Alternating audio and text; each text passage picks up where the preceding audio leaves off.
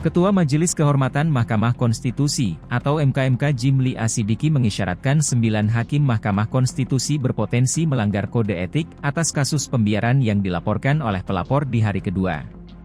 Isyarat tersebut disampaikan Jimli Asidiki dalam sidang pemeriksaan pendahuluan ketiga di Jakarta pada Kamis 2 November 2023. Nah, yang saya tanya, terlapor yang 4 orang lagi itu apa salahnya? Kira-kira gitu. Apa yang dia langgar, coba? Baik, untuk terlapor yang lain, yang mulia, tadi kami jelaskan bahwa sepatutnya 4 terlapor ini mengetahui ada perbedaan sikap ketika Ketua MK terlapor 1 menyatakan tidak ikut memeriksa perkara di gelombang pertama karena konflik kepentingan. Nah, sikap ini kemudian tidak konsisten ketika terlapor 1 hadir dan memeriksa perkara 90 dan kemudian meralat alasan dasar untuk ikut memeriksa atau tidak memeriksa perkara di gelombang pertama, yaitu karena alasan sakit. Nah, sikap ini harusnya direspon oleh 4 hakim terlapor, hakim konstitusi terlapor yang mulai sebagai satu sikap inkonsisten dan patut dicurigai memiliki kepentingan tertentu, sehingga tidak dapat menyetujui pengkabulan putusan itu sendiri yang mulia. Tapi kami tidak melihat bahwa 4 hakim konstitusi ini memiliki semacam kesadaran atau pengetahuan bahwa dikabulkannya memiliki tujuan tertentu akibat inkonsistensi sikap tadi. Karena dapat dikatakan yang mulia, hanya satu perkara inilah yang menyebutkan nama keponakan dari terlapor 1. Sementara perkara yang lain tidak satu pun yang menyebutkan nama itu. Gitu yang mulia. Jelas ya.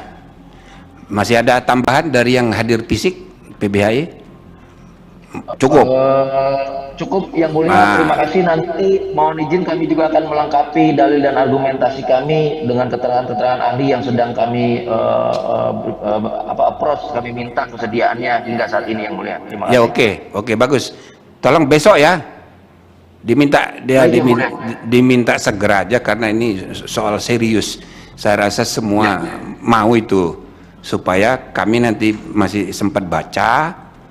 Nah, jadi tiap hari ini ada hal-hal baru, kayak kemarin itu ada istilah pembiaran. Nah, itu belum ada di sidang pertama, sidang kedua. Kemarin itu ada pembiaran. Wah, boleh juga itu cukup meyakinkan kami bertiga. Maka isu-isu pelanggaran etiknya bertambah, ada namanya pembiaran, ya kan? Nah, bisa terkena 99-nya gitu loh, ya kan?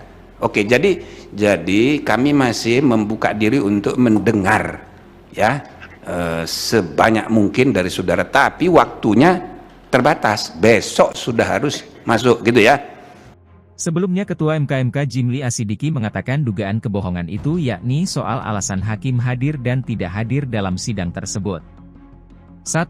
Ada alasan karena konflik kepentingan, yaitu waktu kasus partai PSI dan beberapa yang ditolak, ucapnya usai sidang pemeriksaan di Gedung MK, Jakarta Pusat, Rabu, 1 November 2023.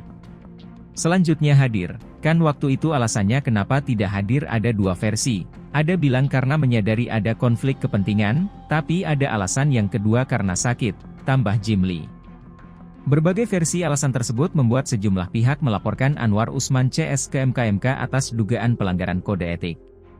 Ini kan pasti salah satu benar, dan kalau satu benar berarti satunya tidak benar. Nah, pada mempersoalkan, oh ini bohong nih, itu yang tadi, dua-duanya pada mempersoalkan itu, jelasnya. Kemudian soal pembiaran. Kata Jimli, pembiaran yang dimaksud adalah berkaitan dengan para hakim yang tak mengingat Anwar Usman soal konflik kepentingan pada perkara batas usia Capres-Cawapres 40 tahun atau punya pengalaman jadi kepala daerah. Padahal ini kan ada konflik kepentingan. Kok ada sidang dihadiri oleh ketua yang punya hubungan kekeluargaan? Kan itu kan semua orang tahu bahwa ada hubungan kekeluargaan. Kok dibiarin, nggak diingatkan, katanya.